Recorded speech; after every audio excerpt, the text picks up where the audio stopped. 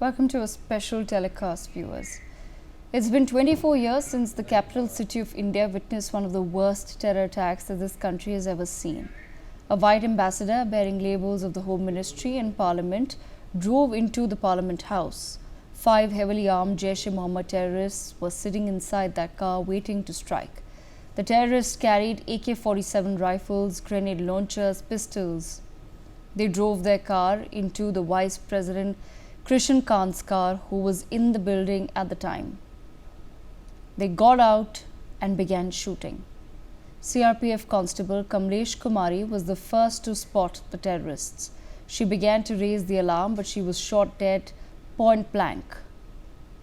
Rajya Sabha Security Assistant Jagdish Prasad Yadav moved next, raising an alarm over the walkie-talkie. He too was shot dead, even as his warning allowed the Vice President's guards to close the gates of the compound, saving the lives of hundreds, including major politicians believed to be in the compound at the time. As we move forward, it is important for us to remember the sacrifice that has been made by those before us.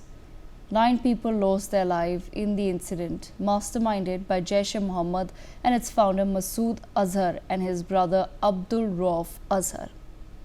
However, today, with the decisive step, India has avenged the lives of many innocents. Operation Sindoor struck the Jaish-e-Mohammed headquarters in Bahawalpur, killing the 2001 Parliament terror attack mastermind Rauf Azhar amongst other terrorists. Today, we take a moment to speak to some of the family members of the martyrs of the devastating 2001 Parliament attack. Joining me on the broadcast first is Prema Yadav. She is the wife of martyr Jagdish Yadav, security assistant of Rajya Sabha Secretariat, who was awarded the Ashok Chakra posthumously. He was the first to raise the alarm, delivering a life-saving warning. प्रेमा जी, आपका बहुत बहुत धन्यवाद news-x के साथ जुड़ने के लिए। आपने इतनी बड़ी लड़ाई लड़ी है अपने पति को इंसाफ दिलाने के लिए। आज जब हमारे जवानों ने पार्लियामेंट अटैक के अपराधी रऊफ असगर को मौत के घाट उतार दिया है पाकिस्तान में, तो आपको कैसा लग रहा है? देखो, ये हमें बहुत अच्छा लग रहा है। इसमें हम प्राउड महसूस कर रहे हैं कि हमारी पहले वाली सरकार से और अब हमारे देश ने प्रोग्रेस करी है कि जो एक्शन फटाफट लेने लगी है। तो ऐसे ही एक्शन, जब भी आतंकवाद हमारे देश पे आंखें उठाए, वैसे ही हमारे देश को फटाफट एक्शन ले। प्रेमा जी, आपने अफजल गुरु को माफ़ी देने के विरोध में मेडल वापस करने की बात भी करी थी, तो आपने ये लड़ाई काफ़ी लंबी लड़ाई लड़ी है। जब आप देखती हैं कि इतनी कठोर कार्रवाई से टेररिस्ट के खिलाफ एक्शन लिया गया है इंडिया के द्वारा, तो आपको कैसा लग रहा है आज? इसमें हमें बहुत अच्छा लग रहा है मेरे को कि हमारी जब सरकार, हमारे देश ने इतनी प्रोग्रेस करी है कि पहले देरी हो रही थी ऐसे एक्शन लेने में और अब एक्शन फटाफट आतंकवाद के प्रति लिए जा रहे हैं, तो हमें गर्व महसूस हो रहा है। जी प्रेमा जी, आपसे ये भी समझना चाहेंगे कि ऑपरेशन जो इंडिया ने अभी करा है पाकिस्तान के टेररिस्ट के खिलाफ, उसका नाम रखा गया ऑपरेशन सिंदूर, और प्रधानमंत्री जी ने खुद कहा कि ये ऑपरेशन अब जारी रहेगा।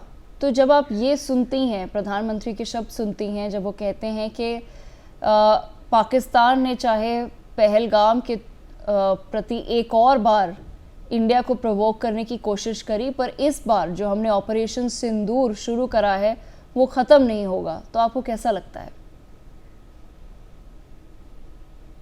देखो, मोदी जी ने ये जो ऑपरेशन सिंदूर नाम रखा है, ये अच्छा रखा। ये उन्होंने कहा कि मैं जारी रखूंगा, उसके लिए भी हम खुश हैं कि ये जारी ही रहना चाहिए, जिससे हमारे देश का आतंक खत्म हो जाए।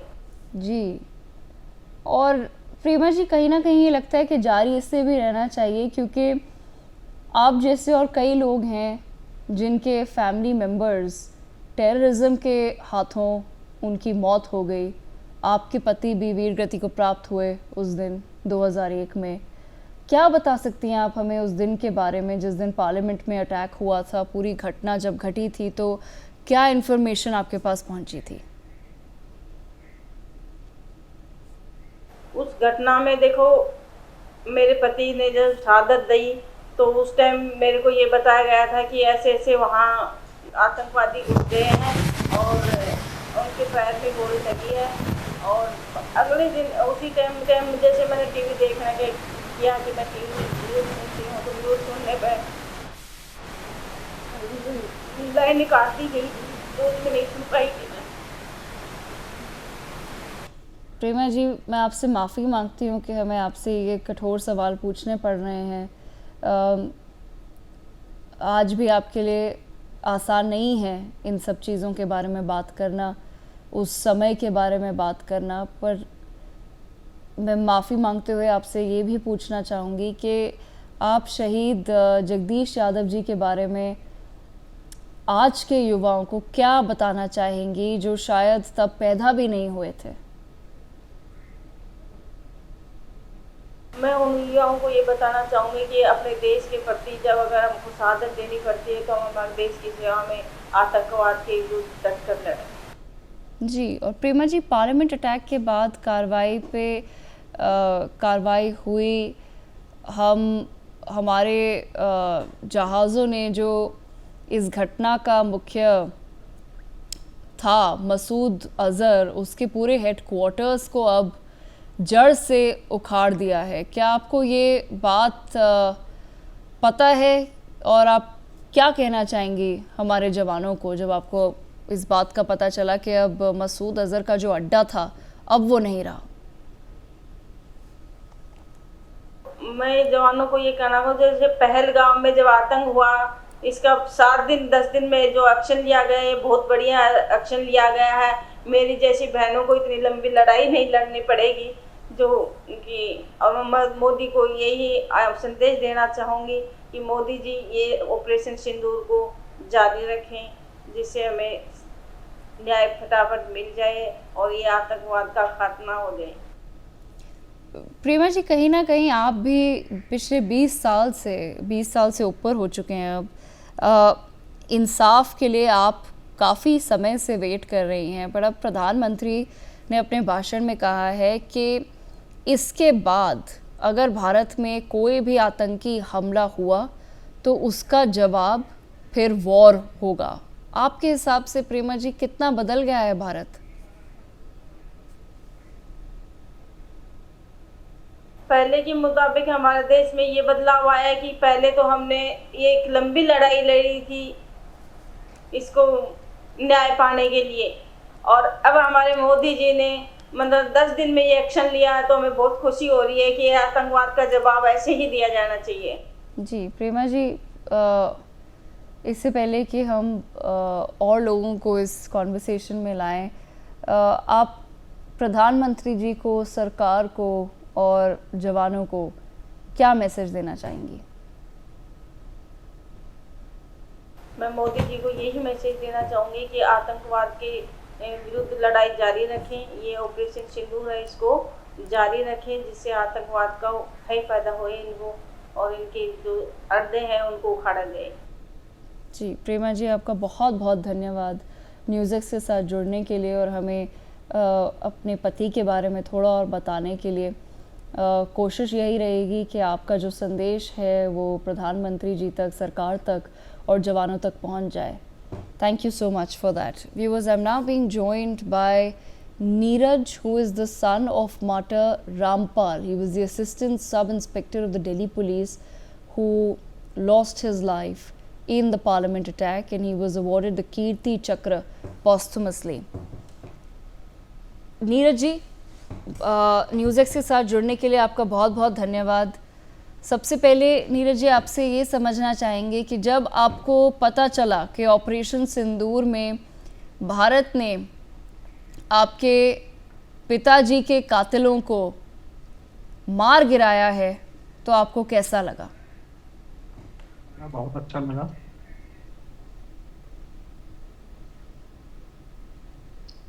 और कुछ मैडम जी। जी नीरज जी, आपको आवाज़ आ रही है? जी मैडम, आ रही है।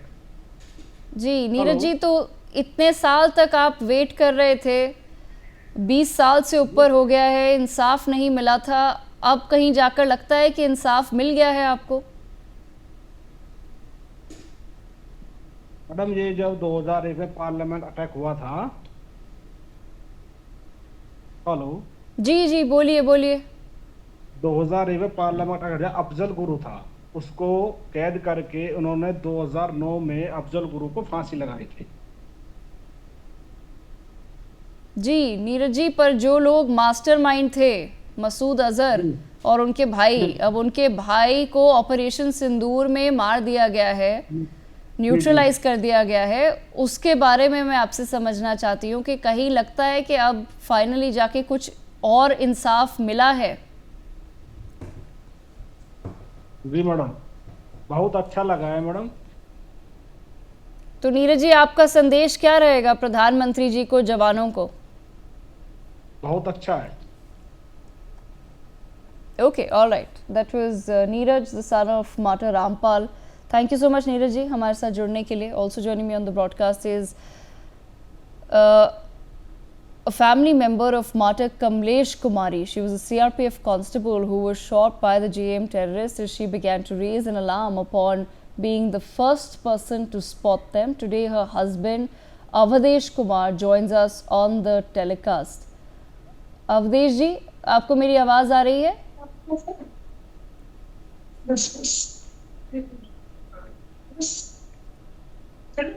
अवधेश जी, आपको मेरी आवाज आ रही है?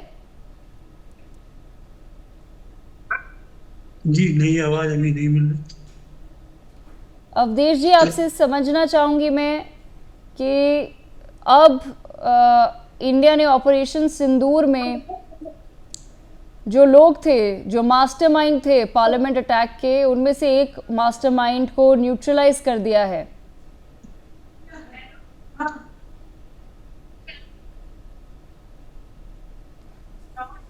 अवधेश जी, मैं आपको बताना चाहूंगी कि आप टेलीविजन पे हैं सर, लाइव टेलीविजन पर हैं और आपकी तस्वीर बिल्कुल ठीक दिख रही है। तो अगर जो आपके आसपास लोग हैं उनको आप 2 मिनट बोल दीजिए कि अब वो इसके साथ छेड़खानी ना करें, और मैं चाहूंगी कि आप मुझे सुन पा रहे हैं? जी सर, सुन रहे हैं। जी अवधेश जी, आपसे ये समझना चाहेंगे, जिस दिन आपको अब ये पता चला कि अब्दुल रऊफ असगर को ऑपरेशन सिंदूर में मार दिया गया है, वो एक मास्टरमाइंड थे पार्लियामेंट टेरर अटैक में, जिसमें आपकी पत्नी कमलेश कुमारी सीआरपीएफ कांस्टेबल को टेररिस्ट ने अटैक करा था और मार दिया था, तो आपको कैसा लगा? कहीं ना कहीं लगा कि फाइनली हमें कुछ इंसाफ मिल गया है? जी,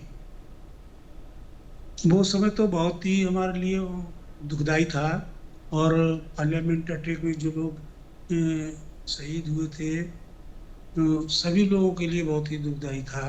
जी और पहले तो अफजल को जो फांसी हुई थी, वो सरकार का बहुत ही सही निर्णय था, फैसला लिया था सरकार ने, और हम लोगों को उससे बहुत ही शांति मिली कि सरकार ने जो कदम उठाया है वो हमारे देश के लिए बहुत ही सराहनीय है। और अब जो इस ऑपरेशन सिंदूर में उसका मास्टरमाइंड मारा गया है, उसके लिए भी मोदी जी की सरकार को मैं धन्यवाद देना चाहूँगा कि देश की सुरक्षा के लिए जो कदम उठाए जा रहे हैं वो बहुत ही देश हित में है। और इसी तरीके से पाकिस्तान जो आतंकवाद भेजता है उसके लिए कदम उठाते रहना चाहिए, समय समय पर जो उसको जवाब देना चाहिए, जिससे हमारे देश की सुरक्षा बहुत ही सुदृढ़ बनी रहे और जनता अपने को सुरक्षित महसूस करे। जी अवधेश जी, जो मुद्दे आपने अभी उठाए हैं मैं उन पे वापस ज़रूर आऊँगी, पर मैं आपसे ये समझना चाहूँगी कि जो लोग हमें अभी देख रहे हैं उन्हें आप कमलेश कुमारी जी के बारे में कुछ बता सकते हैं? वो सीआरपीएफ की कांस्टेबल थी और पहली महिला थी जिन्हें पॉस्टमसली अवार्ड भी किया गया था जब वो वीरगति को प्राप्त हुई। उनके बारे में थोड़ा हमें बताइए कि उन्होंने सीआरपीएफ क्यों ज्वाइन करा और क्या सेवा रही उनकी देश के प्रति? सर ये बताना चाहूँगा कि देश में जो पुरुष और महिला को बराबरी का दर्जा दिया गया है, उसी के अनुसार हम देश में जो अपने फोर्स में सेवाएं दे रहे हैं, उसके लिए निश्चित तौर से ईमानदारी से कार्य करना चाहिए और देश के प्रति समर्पित रहना चाहिए। कभी भी जो है पीछे नहीं हटना चाहिए और आतंकवाद को मुंहतोड़ जवाब देना चाहिए और इसके लिए जो है जी जी सरकार को सहयोग करना चाहिए हमारा। अवधेश जी, शायद आपको मेरा प्रश्न समझ नहीं आया सर। मैं ये आपसे फिर पूछूंगी। कमलेश कुमारी जी के बारे में हमें थोड़ा बताइए प्लीज। जी जी जी, कमलेश जी के बारे में, कमलेश जी ने जो सीआरपीएफ में रहकर के देश सेवा की है और जिस दिन पार्लियामेंट में अटैक हुआ था उस दिन उन्होंने आतंकवादियों को घुसने से रोका था, इसलिए उनको आतंकवादियों ने उनकी गोली चलाई और वो ऑन स्पॉट एक्सपायर हो गई। तो अवधेश जी, जब आपको ये पता चला, दुख तो of course I am sure 20 साल हो गए हैं, 20 साल से ऊपर हो गए हैं उस बात को, तो अभी भी कहीं ना कहीं आपके जहन में वो दुख रहता होगा, मन में वो दुख रहता होगा। पर कभी आपको ये भी महसूस हुआ कि उन्होंने भारत के लिए उस दिन अपनी जान जोखिम में डाली, तो कहीं ना कहीं कुछ फीलिंग ऑफ प्राइड आती है आप में? जी सर, प्राउड हमेशा रहेगा और रहना चाहिए, क्यों कमलेश ने देश के लिए अपना बलिदान दिया और देश को, भारत के सर्वोच्च मंदिर संसद भवन को बचाया और वहाँ के जो हमारे माननीय मंत्री नेता राष्ट्रपति जी, उपराष्ट्रपति जी उस समय संसद परिसर में थे और उनको बचाया और बलिदान दिया और बिना परवाह किए हुए उन्होंने जो है एक बहुत ही महान कार्य किया, जिससे देश को एक बहुत बड़ी दुर्घटना होने से बचाया। जी अवधेश जी, आपसे ये भी समझना चाहूँगी, आपका आज मैसेज क्या रहेगा प्रधानमंत्री जी को, जवानों को? क्योंकि प्रधानमंत्री जी ने कहा है कि अब भारत पर अगर कोई भी आतंकवादी हमला हुआ तो उसका जवाब सीधा वॉर होगी। तो आप क्या कहना चाहेंगे प्रधानमंत्री जी को और जवानों को जिन्होंने ऑपरेशन सिंदूर कंडक्ट किया? ऑपरेशन सिंदूर में जिन लोगों ने अपनी सेवाएं दी हैं बहुत ही सराहनीय हैं और खासकर व्योमका जी और जो क्या नाम उसमें अपना योगदान दिया है, बहुत ही सराहनीय है और इससे हमको देश में बहुत ही बल मिला और आतंकवादियों को एक बहुत ही करारा जवाब दिया और ऐसे समय समय पर जवाब देते रहना चाहिए और सरकार पूरी दृढ़ता से ये कार्य करे और जनता सरकार के साथ है। जी अवधेश जी, आपका बहुत बहुत धन्यवाद हमारे साथ जुड़ने के लिए। Viewers, I'm also being joined by Manoj Kumar Dabas, who is the son of Martyr Om Prakash Dabas. Om Prakash Dabas was Assistant Head Constable of the Delhi Police who lost his life in the Parliament terror attack, and he was awarded the Kirti Chakra posthumously.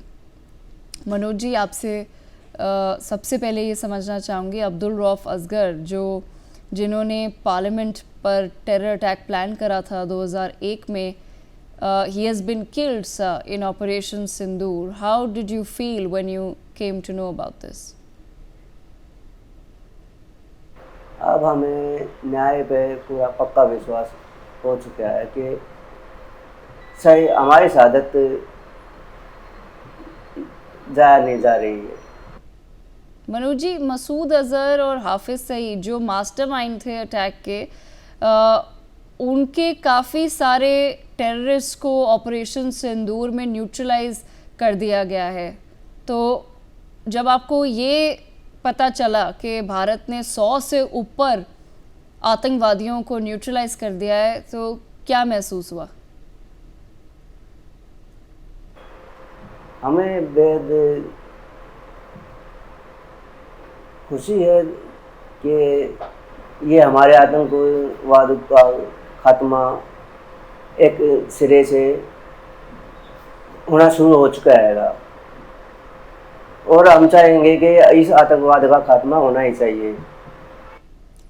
Manoj ji, आप कितने साल के थे जब parliament पर terror attack हुआ था, और आप हमें क्या बता सकते हैं उन क्षणों का जब आपको इस अटैक के बारे में पता चला? जी, 13 दिसंबर 2001 संसद हमला, जिसमें मेरे पापा ji Shri Om Prakash Dabas, head constable Delhi police, उपराष्ट्रपति श्री कृष्णकांत जी के पीएसओ थे, सुरक्षाकर्मी थे। उन्होंने 5 आतंकवादियों को संसद भवन में प्रवेश करने से रोकते हुए रोकने का प्रयास किया, जिसके उपरांत उन्हें वहीं पे गोलियों का सामना करना पड़ा और मौका वारदात पर उन्होंने अपनी शहादत दी। इस दौरान संसद के और दिल्ली पुलिस के जवान भी और पीडब्ल्यूडी के जवान भी शहीद हुए, जिसमें से एक हमारी सीआईएसएफ की कमलेश कुमारी सबसे पहले उन्होंने ये नोटिस किया। उसके बाद दिल्ली पुलिस की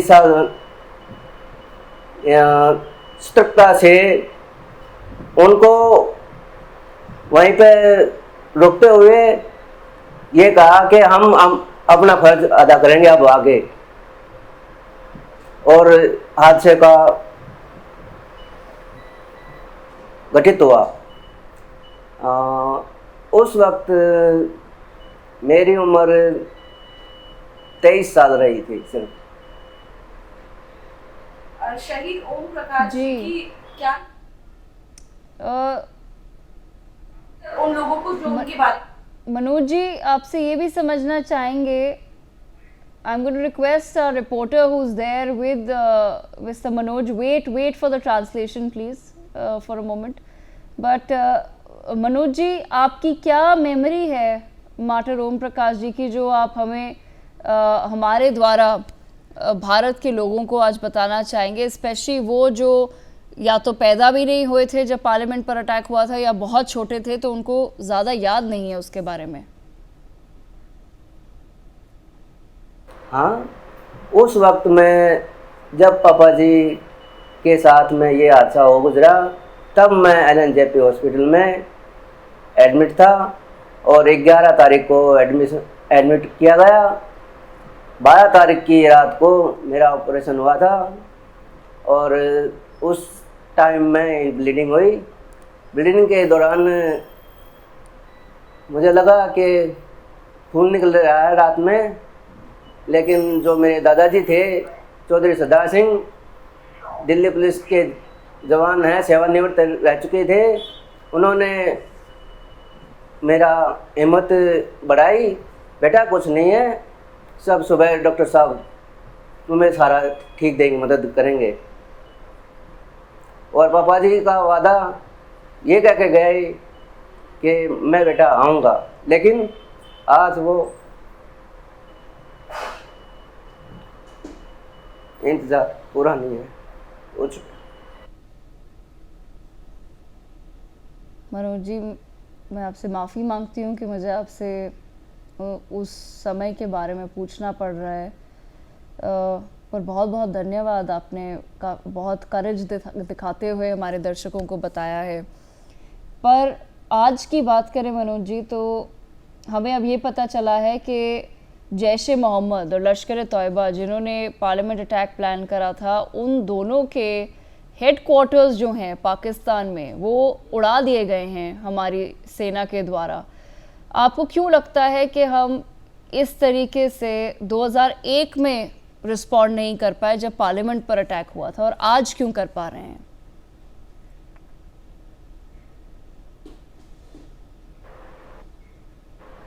हालात कुछ ऐसे होते हैं जबकि हमें चारों तरफ को ध्यान रखते हुए हर घड़ी हर फैसला लेना पड़ता है।